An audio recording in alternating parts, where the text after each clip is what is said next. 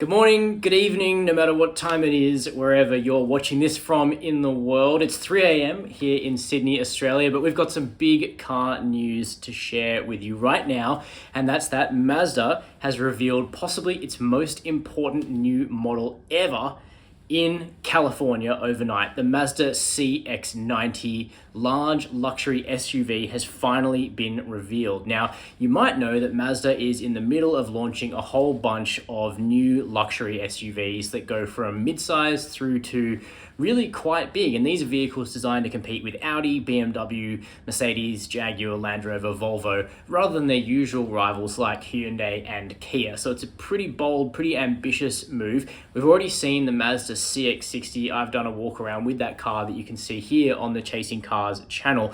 The CX-90 is a BMW X3 competitor.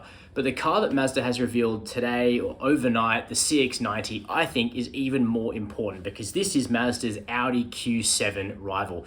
It's a 3-row, 7-seat family SUV. It's big enough for the whole family and all of their stuff, and it rides on Mazda's new large luxury platform, which is called the Large Product Architecture, and it's based around a set of brand new inline 6-cylinder engines. There's virtually no other car maker investing in big new combustion engines quite like Mazda right now. Everyone else is going to EV, and Mazda's kind of like, we'll worry about EV later. Let's have some new 6-cylinder engines.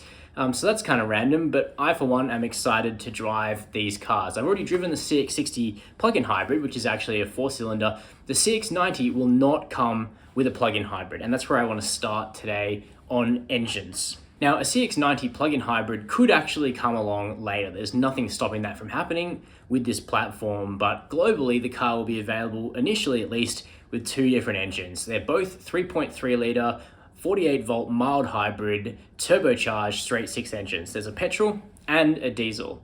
Now, this is just like the CX-60 in a lot of ways, except that the CX-90's petrol engine is more powerful than what you get in the CX-60. Here in the CX-90, it makes 254 kilowatts of power. I've got the horsepower on the screen as well, if you prefer that, and 500 Newton meters of torque. And a lot of people will like the petrol engine. Of course, Mazda's current large SUV, the CX-9, is only available with a petrol engine. So if you've already got one of those, you're used to petrol in your big family car, then the CX-90 3.3-litre 6-cylinder petrol is going to feel like a lot because, of course, it's got much more power than the current 2.5-litre turbo 4-cylinder petrol that's used in the CX-9 and a few other Mazda vehicles. But I think here in Australia, where a lot of families do still like a diesel engine for their big car, the 3.3-litre diesel will probably be quite a peach. And it makes the same amount of power as you get in the CX-60, 187 kilowatts of power and 550 Newton meters of torque. So it's got a little bit more torque than the petrol. They both have standard all-wheel drive in the CX-90 and an 8-speed automatic transmission as well. That is not a dual clutch, it's not a torque converter, it's more like a multi-plate clutch system. And they've got a mild hybrid, which means that they're going to be a little bit more refined and a little bit more economical. And the diesel in particular will have a very impressive claimed fuel consumption when that's released later on. Speaking of release dates, the CX-90 will be launching globally this year. When I say globally, of course, in markets that choose to take the CX-90. The US market, the Americas, that's going to be the big target for the CX-90, but we are going to get it here in Australia as well. The CX-60 is launching in the middle of the year. The CX-90 will probably squeak in before Christmas, but maybe it will end up tipping into early 2024. Not entirely sure yet. Now, I would expect that there'll be a similar lineup of different trim grades, just like the CX-60, which has the base model Evolve, the mid-spec GT, and the top of the range Azami, available with all the different engines. I would expect to see something similar for the CX-90, but maybe the CX-90 will only be offered in GT and Azami.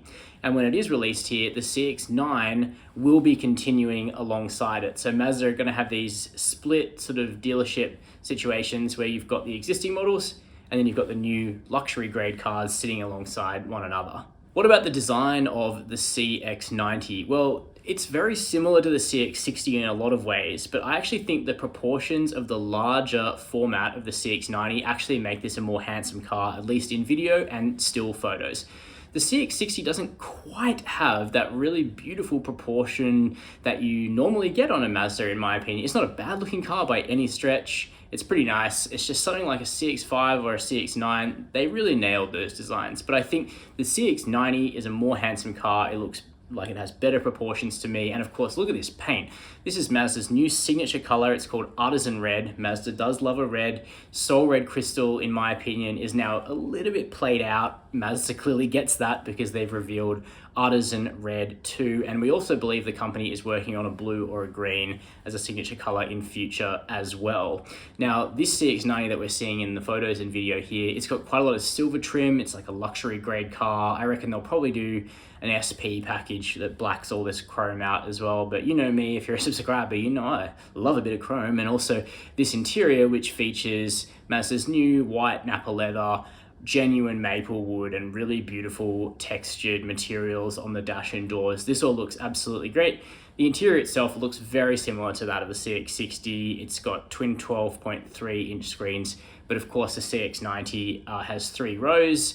It kind of looks like there might be a captain's chair set up in the second row, but what I know is that definitely a 7-seat configuration will also be available. Now, in terms of really detailed Australian specifications, they'll be coming out a little bit later on. We don't know Australian prices, specific release dates, model lineups yet, and we actually can't quite confirm what engines will be coming to Australia, but definitely the petrol and the diesel are both on the table, globally speaking.